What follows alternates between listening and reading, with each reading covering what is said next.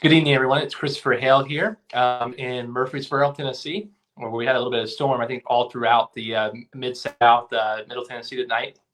I'm glad to be here. I am the candidate for the United States Congress for the 4th Congressional District. I am here tonight with, and I'm proud to say this, the Honorable Rupa Blackwell. Rupa was elected to the Tullahoma Board of Mayor and Alderman last August. She is the first woman of color ever elected in the 168-year history of Tullahoma. She's an incredible leader. We share a lot in common. She, too, at 18, left Tennessee, went to go get educated out of state, had experiences on the coast, and then came back here to Middle Tennessee in 2016 and has been trying to make her community a little more just and a little less cold. She's one of my good friend. I was honored to support her last year in her run for alderman and to help knock on doors. And one of the things I learned about Rupa is people know her. I didn't have to convince people to vote for Rupa Blackwell. When I would knock on the door, I had my talking points ready, sell her to the community. But people knew her, and they said, we know Rupa, and Rupa knows us. So I'm glad that you have Rupa here today. We're going to go ahead and bring her in. Rupa, how are you doing tonight? I'm doing good. I'm doing good. That's a sweet thing to hear about, how the door knocking went. Exactly. Well, I mean, Rupa, I remember that night, and I actually have a photo of that night, if I can put on the screen here. So Rupa and I had a very interesting evening that night. Here you are. And Rupa, you were 8 months pregnant that night? I think I was almost in my 9th month. And Lord have mercy, it looks like I ate a cantaloupe or a watermelon. We had a fun night, though. I mean, what was impressive about that night, Rupa, was we gathered in your home. What was the date? Was it the 4th of August? Is that right? I think so, yes. August 2nd, I thought. August 2nd. I can't recall. I mean, it was sometime in first Thursday of August, as primaries are in the state. And we gathered. And what's so remarkable is you were surrounded by people you had known your entire life. Yeah. These people had known the Blackwell family before Rupa was even conceived and born. Can you tell me a little bit about your background and growing up in Tullahoma and moving and coming back? Yeah. So, like you said, I was born and raised here in Tullahoma, at Heart Hospital down the road from where I am right now, and honestly, where I gave birth to my little boy, who's 8 months old almost. So growing up here in Tullahoma, it's that beautiful small town where it's different from a lot of other small towns. It is there's a lot to do here. There's a diversity in the types of jobs that we have. We have an Air Force base, a fantastic school system, which set me up to be able to go pretty much to any college I wanted to go to. So I went to school at North Carolina, and then I worked in cancer research after graduating, hated it, and wanted to actually raise money for nonprofits. So I moved to California, to Los Angeles, took my first job that I got out there and started working, raising money for nonprofits, and met my husband, started a family, and my husband's from Louisiana, and we looked at each other at one point and we're like, we're kind of done with the hubbub of California. We're ready to go back to what matters to us, which was small town life, a place where we knew who our daughter's teachers were, affordability, quietness, the beautiful land that's here. I mean, you couldn't beat this. So when looking, it did not take much to convince him to come back right here to Tullahoma. And we're so thankful to be back here. So thankful. What's interesting, Rupa, I think what we shared that similarity. So at 18, growing up in Murfreesboro, quite frankly, I wanted to go as far away as I could. So I found the most exciting place in the world that I could for college, Ohio. But there was when I got a chance to work on then Senator Obama's campaign. Left school to go work and knock on doors in an Iowa blizzard, and got trekked all the way to D.C. To work in his White House and his campaign administration. And later, I did nonprofit advocacy work. But for me, it was actually the 2016 election that was a big impetus coming home. I was there on election night in Hillary Clinton's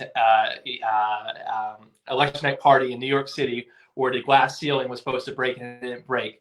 And we had a few options, us Obama kids. We could go home, We could go into a new industry, stay in Washington, and I decided to go home.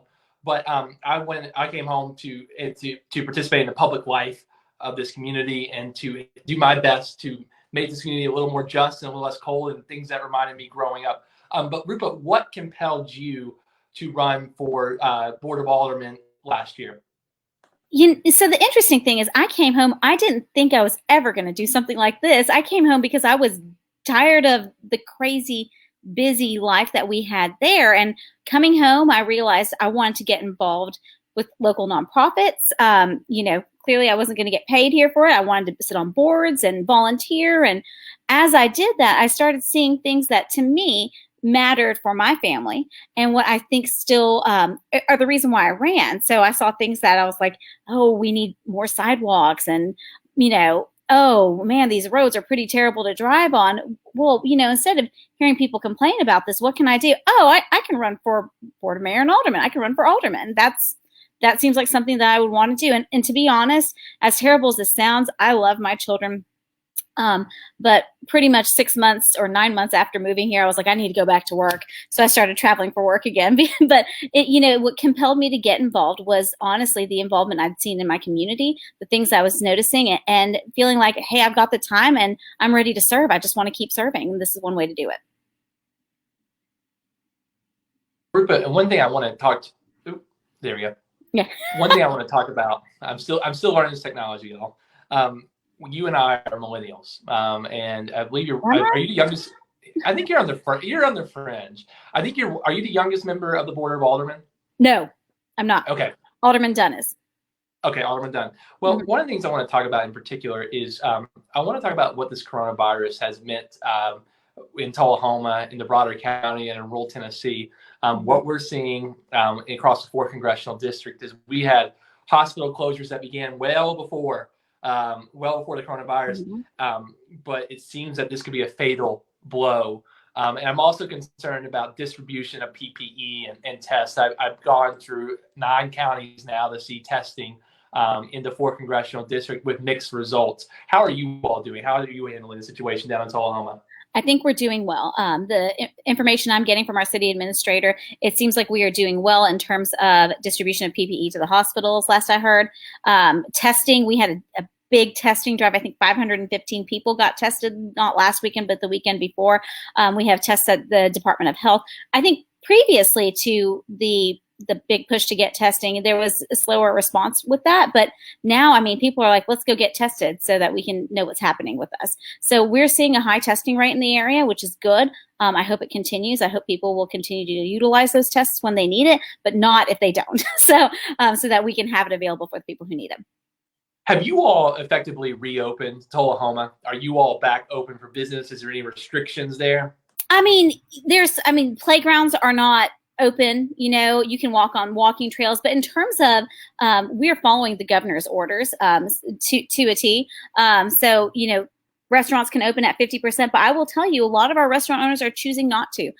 Some are open, some are not. Some are still doing curbside and takeout. Some retail's open, some isn't. So it is. I mean, the beauty of Tullahoma is it is really it is driven and surrounds our small businesses. We have a lot of local small business owners, and they are clearly taking this seriously and are thinking about what's best for this town. So that's one of the things we're so thankful about this town, is that our small business owners clearly care and are doing things the best that they can. And are also the people that I'm very concerned about too financially right now. I think the economic hardships of this is going to take its toll. I want to ask you. I want to kind of step back for a minute. You and I, we both left at 18. How old were you when you came back? I want to say my age. Okay, I apologize. Let me do the math. I think I was 35 or 36. Okay, so I'm almost 40. We're peers here. We're both millennials here. I think I came back at 28 or 29. How did Tennessee? How did it change? And what changes have you seen in your community? And what has stayed the same? And I think I'll take the crack at it after you. So honestly, in our community, for a while there, and I saw it ebb and flow. So when I left, we had a mall. a legit mall with Dillard's. I was on the teen board. It was awesome. And when I came back, the mall was not really the way it was. It's becoming more of a strip mall, to be honest, but we're bringing retail back in. There was a time there, I want to say, right around 2009, where there was nothing in terms of the mall. It was really down when I come back and visit and be like, what can I do? So Tullahoma, it's ebbed and flowed. It was definitely had more retail when I left, but it's starting to come back. I think there was a few more like factories and industries that we had when I left that are no longer here. And now we're trying to figure out how do we bring in industry that is, that serves all different types of education levels, all different types of skill levels, that we can have a good group of people who are ready to walk into those roles as well. So it's definitely, our goal right now, I think, is to bring in industry, cultivate our businesses, and make sure that there are good jobs out there with good pay and good benefits. At least that's for me an important part.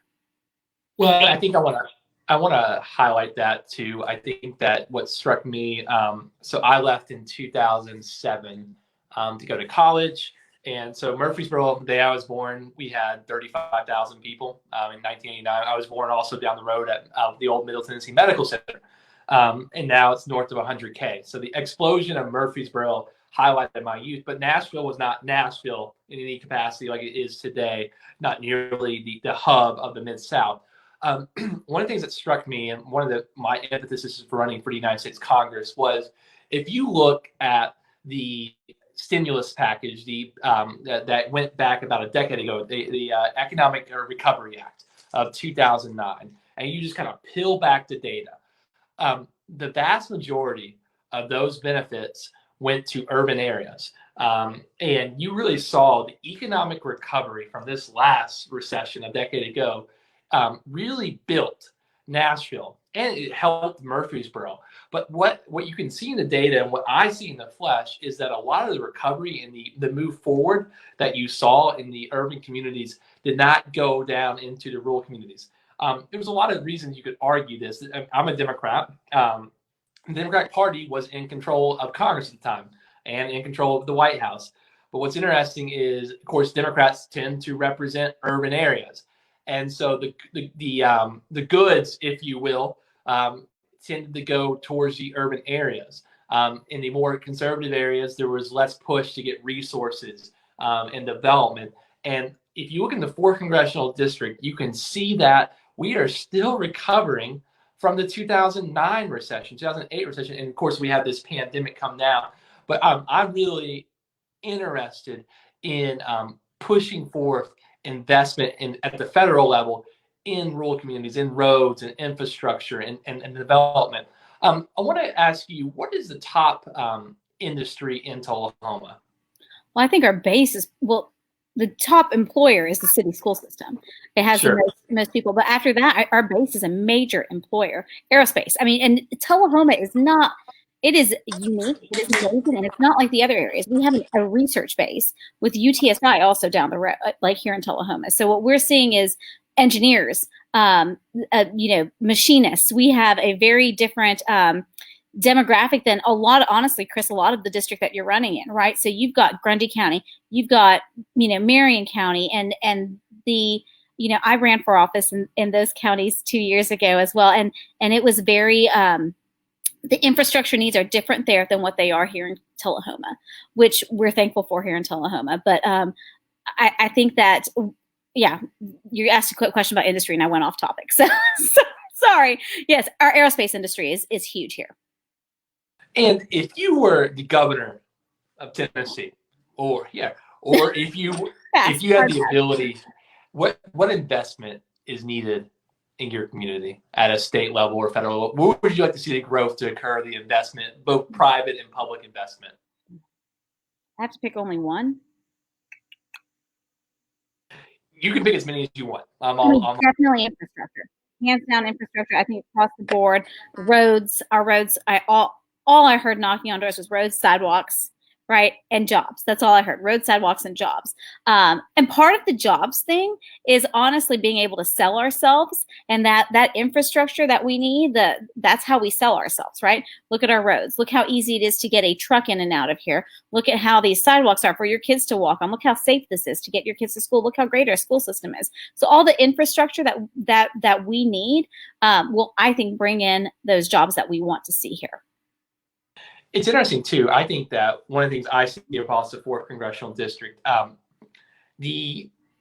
think what this new pandemic has brought out, and I think we're ignoring a way that's to our detriment, is the amount of economic change that we're going through right now would make the Industrial Revolution pale in comparison. Our industries are changing day in and day out, and so we know that to be prepared for the new way of life that's coming, whether or not we want it to or not, that's coming to our community, we have to be prepared for the rapid change in the economy. And the best way to do that is good schools, a good education system, and good infrastructure, and the skill sets to bring in jobs. One of the things that I think that really keeps me up and keeps me thinking is the number one job for an adult male in the state of Tennessee is in transportation. And those jobs are going to rapidly shift over the next 10 to 20 years and not exist. And, as a politician, aspiring public service servant, I can lie to people and say, we're going to save your jobs. We're going to keep them. They're going to be here and coming in and out. Sorry about that. We're going to be coming in and out. We can do that, or we can tell the truth. The truth is that this industry is rapidly changing, and we have to be prepared for it. And so that's what concerns me in a lot of ways. Go ahead? You were going to say something. Well, I was going to say, I see. So with this pandemic, I think we're seeing a lot of people working from home who didn't realize they could work from home, what that looks like. And I think that for the Congressional 4 District and for areas of Tullahoma and Coffee County, internet access is something that if we are going to go to a new normal at some point, which I hope not, but it might have to happen, is that we need internet throughout the area. And that district that you're running in, there's a lot of areas without internet. Yeah, I mean, I experienced in the flesh day in and day out going through it. And one of the plans that I hope people go to my website and look at christopherhale.com, the TVA, the Tennessee Valley Authority, in the 20th century, it did 3 things. It lit up the sky, okay? It provided energy for our people, and it cut poverty in half. Okay, it gave jobs. The TVA has one of the biggest infrastructures in the entire mid-state, in the entire South, and it can be used for a pathway to rural broadband. I ran on that in 2018. Phil Burson ran on that as well.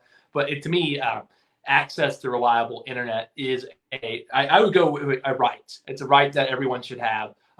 There is no possibility of participating fully in our economy without internet access, without reliable internet access. Rupa, and I have a question for you on this too. Do you think, how do we preserve, you made a proactive choice. You and I were Tennesseans by birth, and now we're Tennesseans by choice. And you proactively, you and your husband, chose the rural way of life. And there is, think about this for a second. Your income comes from your ability to travel and do remote work, right? I mean, is that fair to say? So you can choose to live there. Yeah. Do you think that remote work is actually a way to enhance the viability of the rural way of life? Oh, absolutely. I do have certain concerns around it regarding home values. And sure. Not because it's kind of like gentrification in certain areas of like when we were in LA and it was gentrifying in certain areas, you get priced out, right? I have concerns about that, but in terms of viability for rural life and bringing in more people, absolutely. Co-working spaces, I think, are going to be brilliant in small towns so that people can work remotely and still have interactions with people. Yes, it is going to help viability in these areas. We'll have to rethink the way we do things and the way we bring in retail as opposed to what type of services we need other than just industry. So good point. Absolutely. Well, and also too, I think that it causes us to reimagine the type of people we're attracting, within the community. I think that there is, I think I know a woman who now works for Google. And she's pretty high up in Google. She's a native of Milton, Tennessee, And so Milton's way up in West Tennessee. And so she decided she wanted to go to Milton, back home to Milton. She is a high paid executive at Google. Yeah. And so this is a different imagination of how we conceive our lives and our possibilities. Absolutely. My neighbor next door, who just bought the home next door to us, he works for Twitter. My husband works for Hello Design out of LA. He's the CTO there. So yeah, and I travel for work when I get to work. And so no, it is definitely, I think we moved back because of the perks of small town life. And the perks that we appreciate of it are, I think sometimes if you live in a city, you may not appreciate that. So I think that it can still preserve our small towns and also make us, as long as we've got internet, like Tullahoma does, which is fabulous, that it will be able to market ourselves to young professionals who can work remotely and want to come and live in a quieter life. And everyone, I want to note that we have about 7 or 8 minutes left, and so we will take any questions that you have, I think. So you can ask any questions of either of us, and we will take them. Rupa, question I want to kind of transition to. I want to go back to the coronavirus. What do you think as we go into what this is now? I feel like we've been going through 6 weeks now. God knows how long, too long. What do you think is with your role as Alderman, but as a wider community, what is the pathway forward for ensuring that we maintain the safety and viability of our communities? But also, look, I understand, like, especially in rural communities, people want to go back to work. They want to participate in the economic way of life. How do we balance that? I think we need to. That is a good question, and it's a tough question. To be honest, I'm not a doctor. I'm not a physician. I think we need to be following the guidelines of the CDC and what our federal government has laid out. I think we need people to go back to work here. It is important, but we need to be able to do it safely. I feel like the best thing to do is to look at the rates of infection rates. I think that's what they're saying. Once you have 2 weeks of a lower, like less and less increase of infection rates, then it's viability to open it up. But, our governor already went ahead and opened that without that. So in terms of what I can do as an alderman, we follow what our state government does. We have to. That is per the legalities of the way the state legislature and the way our charter works. But what I would encourage people to do, because we have opened up while we're still seeing increases of infections, I encourage people to be safe when they go out there, to wear their masks, to wash their hands when they get home and often, to stay home as much as possible, and to go out when they need things, and yes, to support our local businesses, but to do it responsibly and safely. All right, so I got an interesting DM, a private question. So this is for both of us, but it starts with Rupa. Rupa, tell us, I like this question. What is your advice for me running for this office? Running for what office? U.S. Congress. What's your advice for me? Get to know the people. That's it.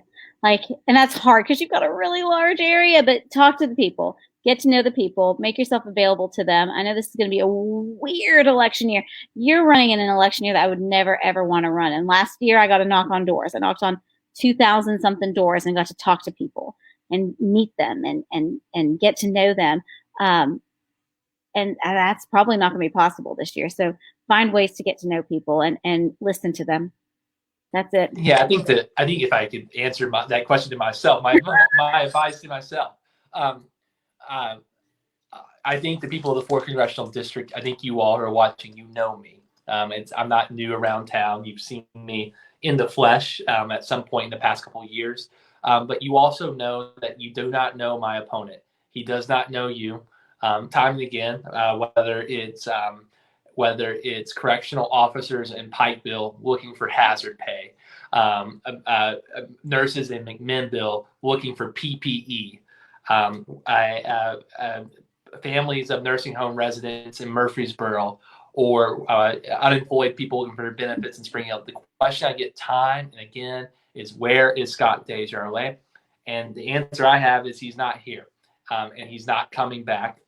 You've seen me, you know me, and if you haven't got to know me yet, you will know me. And I think what hopefully you'll find from me is that I'm someone who shows up for you, and I fight like hell for you. And I think that's something we're missing in our current congressman. He's hidden by a decade-long scandal, and it's made him ineffective as a leader. So I hope that over the next 6 months, 6 months from today, by the grace of God, we will win this election, and you will have a new member of Congress. But I think you look at the way they run this campaign, and I think you will see the way that I'll act as a member of Congress. Let me get that second part of the question that they gave. Actually, this is from Kim Walker. I want to take this up, and we'll let you answer, Rupa. Kim is with the Democratic Women of Tennessee. She's the Middle Tennessee VP. Can you read that? Do you think women vote are the key voting blocks in the state? Well, so Rupa, I want. I don't know. Well, let's talk about let's frame this in a little bit of a different way. Talk about if you're open to this. Talk about talk about how you represent a new generation of leaders in this state. You're a working woman, a working mother, etc. And you balance a lot of things day in and day out. What has been your guiding principle to make this all work? Family first. My family first. As much as possible. That's a good question. I think that as a woman, I think the more women that run for office, the more women will win. I think women need to run for office. I think that we are underrepresented at the state legislature level. We're underrepresented at the Board of Mayor and Alderman. We are, I don't think, underrepresented now. No, there's only 2 of us there, but there's 3 women running for Alderman for 2 seats this time around. So there's going to be another woman on that board. But when women win, we will run. When women run, we will win, and that's important for us to do. We have to run. The things that we see every day are often different than what my husband sees. What I see every day, what I deal with my family, with juggling work, getting the kids to school, my oldest to school, dealing with a baby, going through birthing in hospitals here. These are things that he doesn't get and doesn't know how to advocate for and doesn't understand. That's why it's so important for us women to run and to be a part of this. I don't know if women are the most important voting bloc to turn Tennessee blue.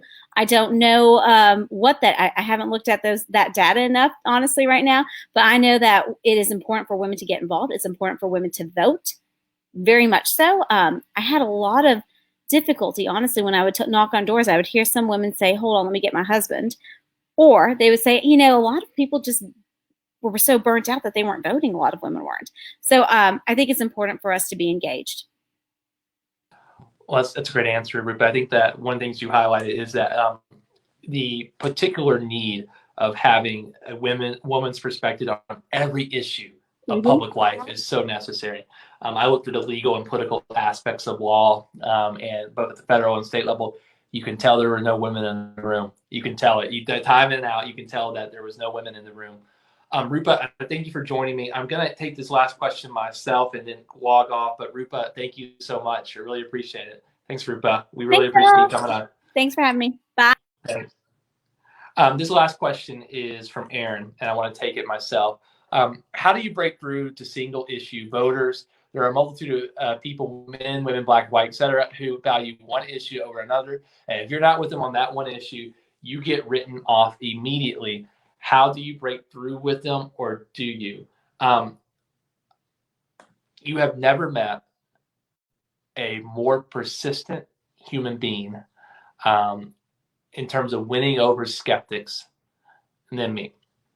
I will go to every ends of the earth of this community to win over skeptics. There are folks who will say, come hell or high water, I will not vote for you.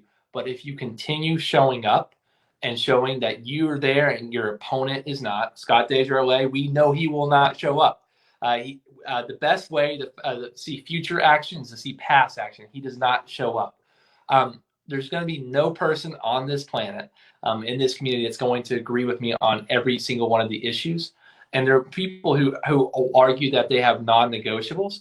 But I think that the very fact that a human being shows up for a face-to-face encounter in the ways that mark this time matter. So you bet you, if your one issue is X, Y, and Z, and you don't agree with me on that, I'm still going to fight for you. I'm still going to show up and earn your vote. But most importantly, I'm going to show up when I'm elected. How badly we need a member of Congress who shows up and fights for us. I told this last time. I want to tell it again. Scott Desjardins, I worked in the House floor for over a year. Saw him every day. He shows up with a note card, how leadership tells him to vote, and no matter what it means to Tennesseans, he votes with what the leadership tells him. The man has never had an original thought in his life. The scandals have made him inept and unable to step up. Look at this coronavirus. Before the virus came, Dr. Desjardins, who took an oath of office as both a doctor and a congressman to protect us and to do no harm, he did nothing to stop it. And now that it's here, he's doing nothing to help us. These people, the people who say that they're not going to vote for me, they are. I am going to win over the folks because I show up and they can see my fight. I want to just end with this. 6 months from today, we are going to win this election. I want you to tell everyone you know, Scott Desjardins' time's up. I'm going to win this election. We are going to usher in a new generation of politics in this state, and we're going to make a new way forward for you and your family. And I'm going to fight like hell for you every day. To the Democrats, I'm going to unite you. To the Republicans, I'm going to persuade you. To those, most importantly, to those who have never participated in politics or grown tired of it, I'm going to fight like hell for you every day. But I need you. I need your help. Tennessee needs your help. And to every Tennessean tonight who is suffering anyway, whether from this virus, a dim past, little hope for the future, I want you to know this. I'm going to walk with you the entire way. Help is on the way. If you're with me in this journey to make it this great state something even better, I need you. Go to ChristopherHale.com, sign up. If you want to get a sign, we're rolling them out. You can go to ChristopherHale.com/HaleYes. The biggest thing you can do right now, we're getting our volunteer networks up. We're doing all that. I need your financial support. I know times are tough, but if you're able, I need your help. A small recurring donation every month means a lot to this operation. My opponent is funded by the wealthy lobbyists of Washington. I'm funded by you and your family.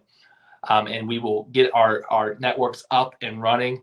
We're off to the races. We're going to win this election. Thank you so much. I'll be back tomorrow with Christopher Smith, a county commissioner in Franklin County for Franklin County Town Hall. Tuesday, Stephen Reynolds. Thursday, Mariah Phillips, former rivals, now friends. And then Wednesday, Matthew Colbart. And I have 2 big announcements for next week, but I'll hold that for now. Thank you so much. I'll answer some comments in the threads, and you all have a great night.